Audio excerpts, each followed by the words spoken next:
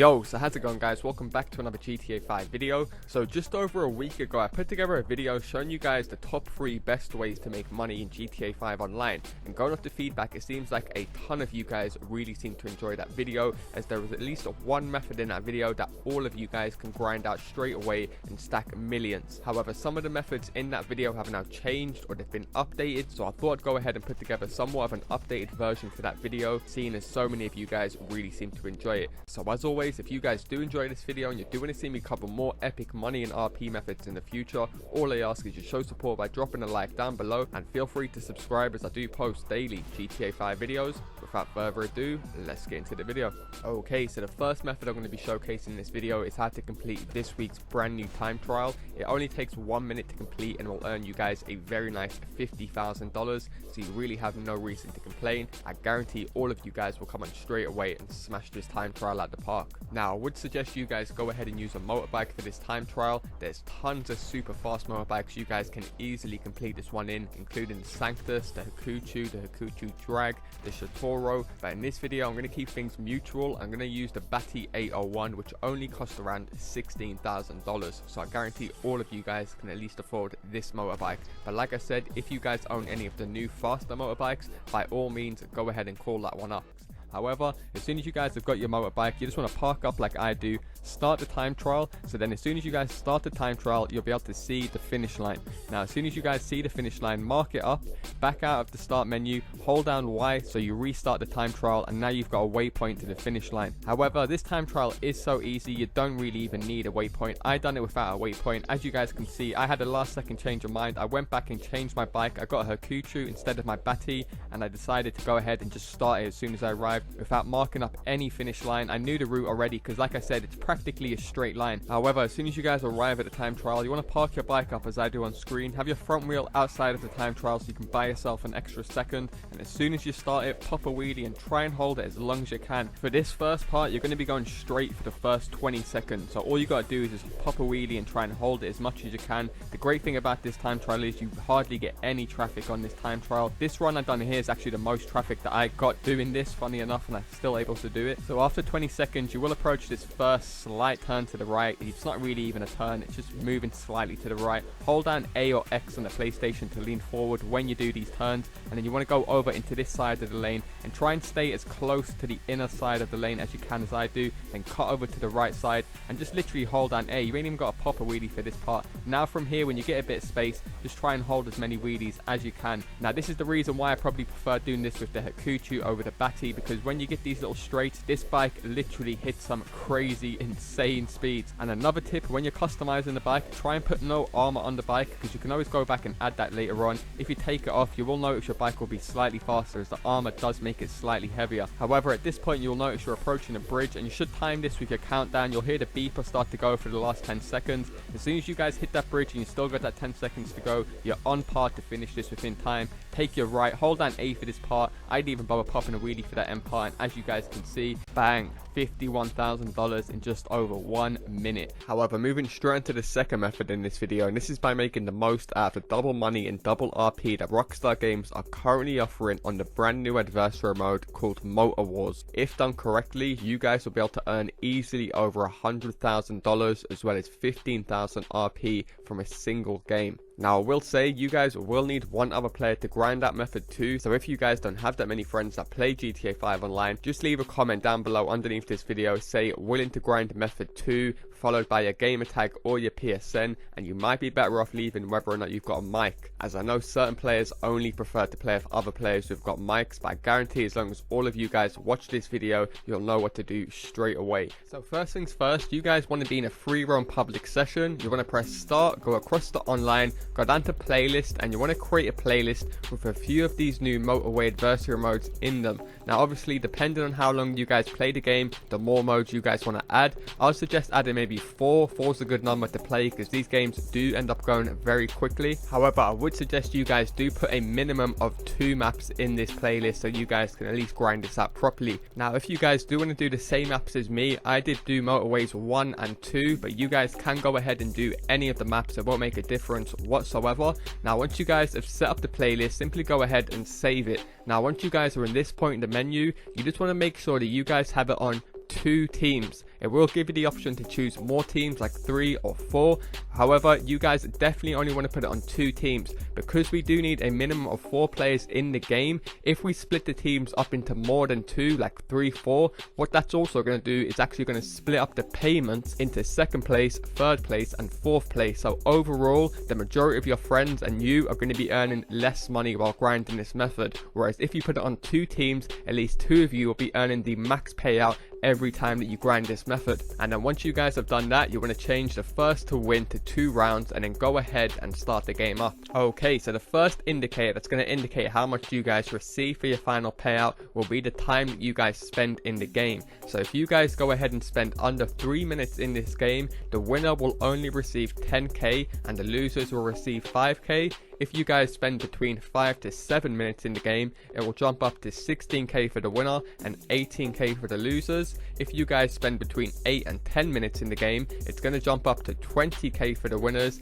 and 10k for the losers. However, if you guys are able to spend 10 to 12 minutes in the game, that will jump all the way up to 26k for the winners and 13k for the losers. However, what you guys may notice is it only actually gives you guys a potential of 10 minutes in the game. So all you guys want to do is simply mark around the central spot of this big yellow circle and dive to that location. I know some of you guys are going to be thinking, why not just stay in the cargo bob and let the timer run down? Well, in actual fact, this big yellow circle or the designated area that we have to go to will actually start shrinking, and then you guys will just get knocked out of the round and you'll be kicked out. So if you guys are doing this with friends, I would suggest just dive into the floor in the central spot and then maybe tying an elastic band around your control pad, just so you guys don't end up getting kicked for inactivity, because all you guys want to do is make sure the 10-minute mark runs down. Now if you guys are playing against a bunch of randoms and you do prefer to play solo, what you can actually do from here is dive on top of one of the skyscrapers and then tie an elastic band around your control pad.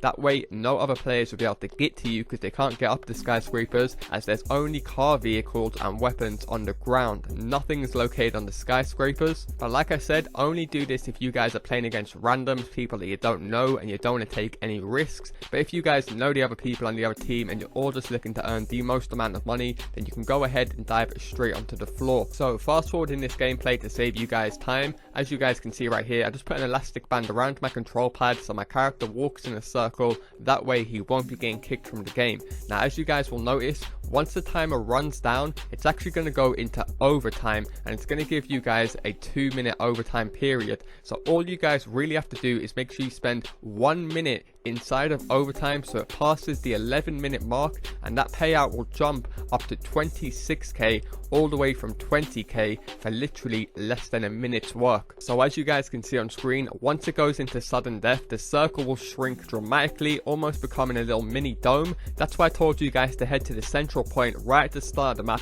so you guys can already be next to this dome once it goes into sudden death, just saving you guys a bunch of time having to get in a vehicle and drive all the way over to the central point. Now secondly, you guys will be able to earn something called a winner's round bonus, and that's earned by winning the rounds back to back. And if you guys remember, when we first set up this game mode, it was the first to win 2 rounds, so we have a potential of playing a total of 3 rounds. If you guys do want to play it smart, what you can do is just come against some really bad noobs and just let them go ahead and win the first round, or if you guys are doing it with friends, just go ahead and let them win the first round, and then if you guys go ahead and win the next 2 rounds, you'll be earning the winner's round bonus in that game, as well as the max payout from each individual round. So by us losing the first round, we're going to be receiving 13,000 plus the 26k from winning this round, the second round, and if we go ahead and win the third round, that's another 26k, taking our total to a very nice $65,000. However, as you guys saw right at the start of the video, and as you guys will see in just a second, because we earned all the bonuses, it's actually going to jump all the way up to $105,000, boys, for literally doing nothing. And I think we can all agree, if you was receiving 65k every game compared to 105k, after a few games, that really does add up very, very quickly. And not only are we going to be earning a ton of money from that game, as you guys can see right here, 15,000 RP from a single game, boys. I know a ton of you guys have been asking me what is the best way to rank up recently. This way you can't lose. You're going to be ranking up and earning good money at the same time. You really have no reason to complain. However, moving straight to the third and final method in this video, and this actually goes hand in hand with method 2, because these new adversary games go so so quick. Every time you guys finish a game, you can simply just back out and go ahead and sell one of the most highest selling street cars in the game, which is the Sentinel XS. I'm pretty sure some of you guys might be aware, a few weeks ago I did show you guys how you could spawn in the most expensive car, which was the chrome and gold Dubster 2s. However, that method can be quite tedious and it can be quite annoying because you can't land it every time, whereas with the Sentinel XSs, you guys will be able to spawn these in easily every single time without fail. First thing you guys want to do is be in a free roam session. This could be a public session, invite only session, or a crew session. It doesn't make a difference. Now, once you guys are in a free roam session, you want to wait until the in-game time turns till 9 p.m. or 2100 hours. Now, if you guys aren't aware how to check the time in your game, you can press start and it's usually in the top right, or you can just pull up your in-game phone and it will have it right at the top of your phone. However, once it reaches 9 p.m. in the game, you want to make your way to this point and you basically want to run this route that you can see me tracing. So if you guys start on this corner that you can see me starting on now, you want to drive towards the Eclipse Towers, pass one street, take an immediate left, and take another left, past that street that we just passed again, and take another left, getting back to the corner where we originally started. So it's somewhat of like a mini rectangle. So as you guys can see on screen right now, I'm running the rectangle that I just showed you guys, passing the Epsilon Tower, which is a pretty well-known spot, so look out for that. You just want to drive up this road and then take another left going towards the Tequila Lala bar. I can't even say that name to save my life, but this bar that you can see right underneath the billboard, you guys I'm pretty sure would know this bar. You want to take a look in the lane driving away from the Eclipse Towers, and then you guys should notice that I will spawn in a modded Sentinel XS. From here, you just want to park in front of it, jump out, jump in the Sentinel, and literally take it over to any of your owned garages within the game. Now, this is another great thing about this method. If you guys own an apartment at the Eclipse Towers, Del Piero, any of the still apartments, is literally less than a mile drive from the spawn location, so it's very quick. You can just simply go back and keep on getting them, try and stock up as much as you can. However, if the route I just showed you guys isn't spawning them in, then try and drive in the opposite direction of that route I just showed you guys. And as you guys can see now, I'm using a naked dune buggy, so the car really doesn't make a difference. And as you guys can see, a Sentinel XS spawns in yet again. All I have to do is throw the person out and simply go ahead and park it in my garage. Now, this time someone came over to attack me because I was a CEO, and I'm glad they did, so I can show you guys what to do. Now, say if you guys are a CEO or a VIP, and as you guys can see, some random persons came behind me, started shooting at my car. I started to panic because I'm right next to my thing. So what you want to do is quickly pull up your interaction menu, retire your CEO, and quickly enable passive mode. Now, because guys will blow up your car and they can kill you, and they'll probably rob it and just go ahead and sell it for themselves. So as you guys can see, this guy tried it with me and he was very nearly successful at doing so. I'm not gonna lie, this is a big thing because you guys do have to remember the Eclipse Tower is the most owned property within GTA 5. There is always people hanging around this area, so if I was you guys, I would take no risks. Just go on passive mode for a little while until you're stocked up enough that you're happy with. However, as you guys can see on screen right now, I'm using the new Bestia GTS, which is based off the new Ferrari, and as you guys can see, bang, it still spawned in the new Sentinel XS. And like I said, if you guys do want to help out some of your friends or some of your crew members, you can get them in the car as well and get them a version of the car. It's not going to stop them from spawning it in. One little tip I will give you, if you are playing with friends, try and tell them not to hang around in that Tequila Lala bar area. You don't want to have a certain car just parked up on that road because that will prevent it from spawning in. That's the whole reason we run that little route, is so it gives it time to spawn in. As you guys probably know, GTA use somewhat of like a class duplication system where if you're driving a muscle car around, you may notice a load more muscle cars are driving around. That's just the way GTA 5 has been for as long as I can remember, way back on last gen PS2 days. What was it, GTA 3? I can't even remember. However, as I mentioned earlier, you can spawn in a yellow version of this car as well, so I thought I'd show you guys gameplay of this very quickly. And as you guys can see, in my personal opinion, I don't know if you guys agree, but I think this car looks pretty sick. They both come with a very rare and unique looking color that you can't apply from LS Customs. They have a pearlescent over it as well as tinted windows, and a bunch of the features on the car are actually modified already. So you may have noticed like the rims, the exhausts, the bodywork, they are kitted out. So once you guys have got a few of these cars and you've sold them, like I said, you can always keep two for yourselves just to show off to your friends. They are pretty nice looking cars, just like the modified Sand King XLs that I showed you guys a few months ago. They also came in blue and yellow. Now if you guys aren't familiar, I believe this is somewhat of like a mini Easter egg, as Rockstar Games 2 logos, Rockstar Games and Rockstar Games North, are always blue and yellow. They're somewhat of like their little trademark colors. But I was just going to show you guys also, in case your garages do fill up, you can take this car over to any of your own garages and you're able to store it as many times as you like. And just in case you guys don't know, this is one of the highest selling cars in the game. Rockstar Games haven't lowered the sale price. It still does sell for 17.5k. So like I said, if you own at least one 10 car garage, it should take you about 10 to 15 minutes to fill that up, and that garage will now be worth $175,000, which is extremely good for such an easy and straightforward method. Now I do want to show this to you just quickly of me selling the car in LS Customs. As you guys can see, $17,500. Now the yellow version, it does spawn in a lot less, and you will get like 1,000 less for the yellow version. So if you do have the option to go for either the purple or the yellow, like I said, if you're going to do it for friend, always go for the purple version.